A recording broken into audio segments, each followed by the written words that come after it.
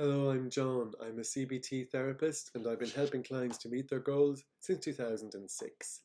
My experience and empathetic approach is based upon listening and responding to you carefully, reliably, and without prejudice. In CBT, we identify and reshape your negative or inaccurate thinking habits.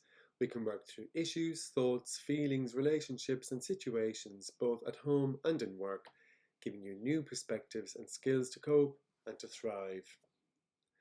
Social media was supposed to connect us, and in many ways it does, but for a growing number of people, the relationship with platforms like Instagram, LinkedIn, TikTok, and X has become a quiet source of distress, not just because of addiction, but because of what it does to how you see yourself. This isn't about screen time, it's about the cognitive habits that social media trains you into without you especially noticing. Every time you scroll, your brain is making rapid, automatic comparisons. Their career versus yours, their body versus yours, their social life versus yours.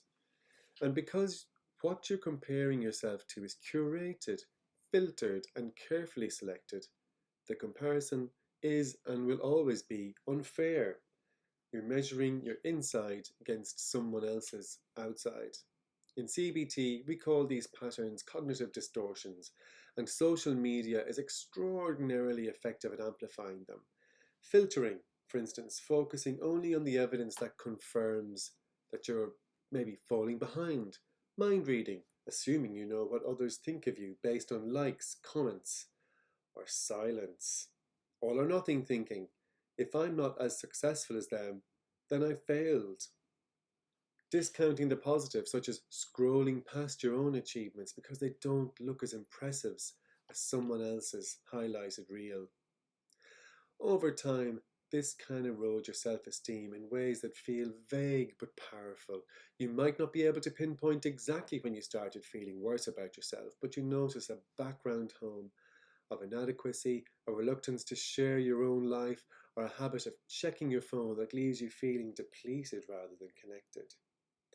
LinkedIn can be particularly corrosive for professionals. The relentless celebration of promotions, pivots, thought leadership, and side hustles creates a distorted picture of what a normal career looks like.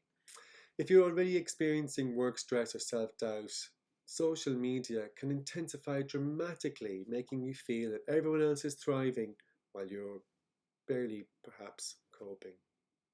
So in our sessions, we'll map out exactly how social media is interacting with your mood and your self-image. We'll identify the specific thoughts and assumptions that get triggered when you scroll, and we'll test them. Are they true? Are they fair? Are they helpful? We'll also look at your behavioural patterns, the habitual checking, the comparing, the posting for validation cycle, and develop alternatives that give you back a sense of agency. This isn't about quitting social media. For most people, that's neither realistic nor necessary. It's about changing the relationship so that you're using it intentionally rather than being used by it. CBT gives you the awareness and the tools to make that shift.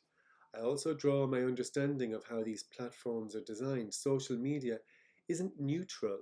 It's built to capture and hold attention, to trigger emotional responses, and to keep you scrolling. Understanding that design isn't about blame. It's about taking the shame out of the struggle. You're not weak for finding this difficult. You're responding normally to something designed to exploit the way that your brain works. Your worth isn't measured in likes, followers, nor how your life looks online. I wish you self-compassion and clarity on your journey, and if you'd like support rebuilding a healthier relationship with social media, I'm here.